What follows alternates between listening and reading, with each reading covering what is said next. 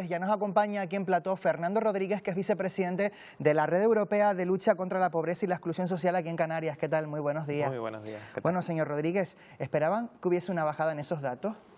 Esperábamos una bajada de estos datos porque realmente creemos que todas las medidas que se han puesto en marcha en los 2 últimos años sobre el escudo social principalmente están ayudando sin lugar a duda a mitigar o a aumentar aún más las situaciones de pobreza. Aún así estamos contentos evidentemente con los datos porque por segundo año consecutivo no suben las cifras.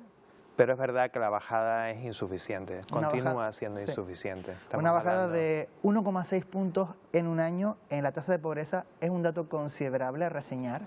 Si eso lo llevamos a número de personas, estamos hablando de alrededor de 2.400 personas menos las que han pasado a dejar de estar en situación de pobreza y exclusión social, con lo cual no podemos estar del todo contentos. Sobre todo el propio vídeo, el propio reportaje lo decía, seguimos siendo la segunda comunidad autónoma con la tasa de pobreza más alta de todo el Estado español. Nos acompaña Extremadura solamente en ese podio, por decirlo así, o en esa cabeza de las comunidades autónomas, y por tanto queda mucho trabajo por hacer, muchísimo para poder llegar a reducir la tasa de pobreza en el compromiso que nuestro país realizó cuando se firmó la Agenda de Desarrollo Sostenible, la Agenda 2030, donde se comprometió nuestro país, al igual que el resto de los países, a que en el año 2030 reduzcamos esta pobreza justamente a la mitad. Por tanto, en este ritmo de crecimiento nos queda mucho por hacer, vamos a tener que aumentar mucho el ritmo para que efectivamente lleguemos a ese nivel de rebajar a la mitad, que estamos hablando entonces de un 15% de la población, estamos en un 36%. Los informes AROPE se elaboran con los ingresos del año anterior utilizando ese dato, es decir, el informe de 2022, el que hemos conocido, se realizó en base a los ingresos de 2021. Sí. ¿Creen ustedes que el próximo informe, el del año que viene, que ya va a basarse en los datos de 2022, que fue un año marcado evidentemente por la inflación, volverá a subir la tasa de pobreza? Lo que estamos viendo es que realmente una de las principales conclusiones que sacamos de este informe es que el empleo está empezando a funcionar, el motor del empleo justamente es uno de los indicadores que en Canarias ha mejorado, pero sin embargo, ¿qué tipo de empleo es el que estamos teniendo? O sea, digamos que de alguna forma la pobreza va descendiendo, pero sin embargo la precariedad va aumentando. Es decir, empleo precario, empleo con unos salarios o con unos ingresos insuficientes. Por ponerte un dato, el salario medio en Canarias por persona son de 10.716 euros. Estamos, digamos, a 10 puntos por debajo de la media nacional. Imagínense vivir con 10.700 euros al año. Estamos hablando de una cantidad, de unos ingresos por per cápita muy bajos. Por tanto, sí hay empleo, está empezando a recuperarse el empleo, e incluso es el motor que efectivamente ha conseguido rebajar mínimamente ese 1,6%, pero sin embargo no está siendo suficiente porque ahí mismo los comentarios de las diferentes personas que han salido en el vídeo lo decían, las dificultades para llegar a final de mes. Somos de las comunidades autónomas la segunda con mayor dificultad para llegar a final de mes. La primera para afrontar gastos imprevistos, no hay capacidad de ahorro, vivimos prácticamente con los ingresos al día. Y hay otro tercer indicador muy importante que tiene que ver con la vivienda.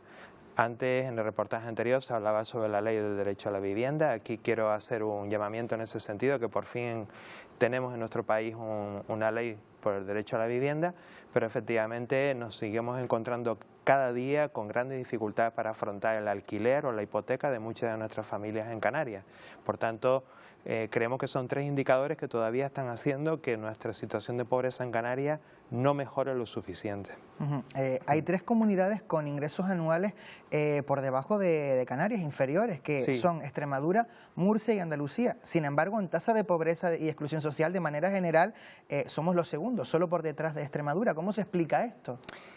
Cuando hablamos de la tasa AROPE o la tasa de pobreza y exclusión social, se compone por 3 indicadores. Uno de ellos tiene que ver con el empleo, del que ya hemos hablado, la intensidad del empleo dentro de un hogar, que mide, digamos, de todo el año completo cuánto tiempo realmente estás en capacidad de trabajar y cuánto realmente has trabajado.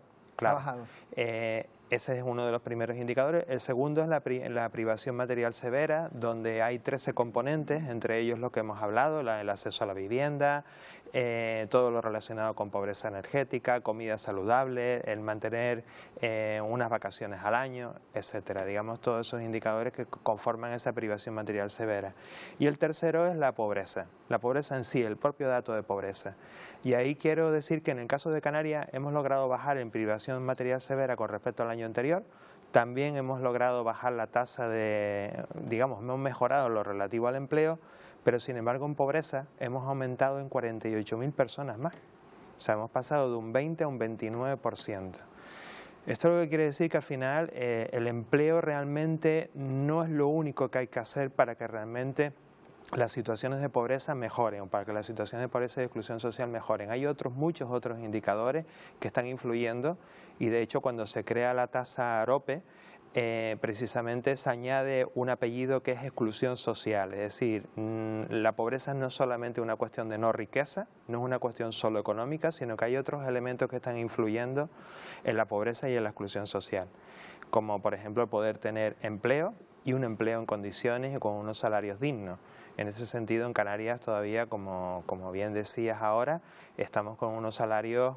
Es verdad que no somos de las peores comunidades autónomas, pero también es verdad que con 10.700 euros al año, pues evidentemente no es suficiente para afrontar situaciones como las que estamos atravesando, la subida de la cesta de la compra, la subida del precio de la energía, la subida del combustible, es decir, determinados elementos que influyen directamente en la economía familiar.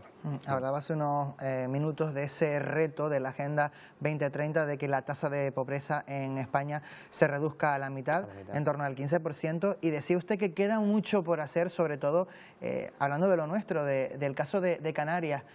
¿Qué falta en esa hoja de ruta? ¿Qué hay que seguir haciendo?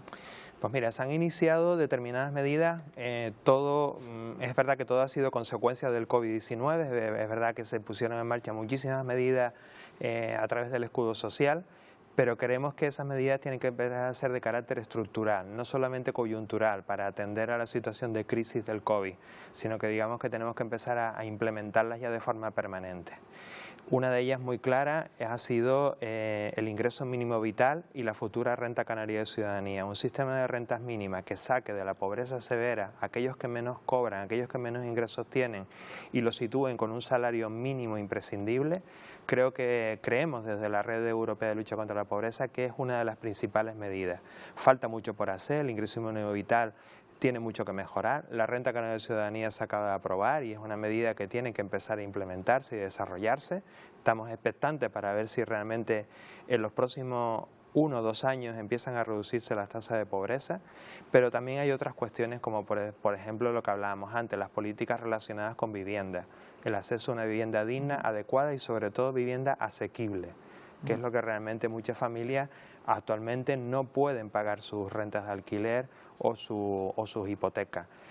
Cuestiones como, por ejemplo, aumentar las prestaciones, sobre todo cuando son familias monomarentales con hijos a cargo. La PNC, lo que es las pensiones no contributivas. Uno de los datos que sale de la encuesta de condiciones de vida, de estos últimos datos que hemos conocido, es que juntamente las personas mayores son de los colectivos más afectados por las situaciones de pobreza y exclusión social. Las pensiones están por debajo del salario mínimo, por tanto se encuentran en esa situación de pobreza, realmente de encontrarse en esa situación de desigualdad con respecto a otras personas. En fin, que hay mucha batería de medidas ante un problema, digamos, estructural y que lleva muchos años ya en Canarias sufriendo. Necesitamos no una única medida, no hay una única solución. Hay muchísimas cuestiones las que hay que poner encima de la mesa y de aquí también demandamos pues la colaboración interadministrativa. No es solamente una competencia de derechos sociales, no es una competencia de políticas sociales, sino aquí tiene que intervenir el empleo, la vivienda, la economía en general y la fiscalidad, por ejemplo, otro de los temas también. Pues ahí queda esa reivindicación. Fernando Rodríguez, vicepresidente de la Red Europea de Lucha contra la Pobreza y la Exclusión Social aquí en las Islas. Muchísimas gracias por habernos acompañado esta mañana aquí en Buenos Días Canarias. Gracias por invitarme. Sí, gracias.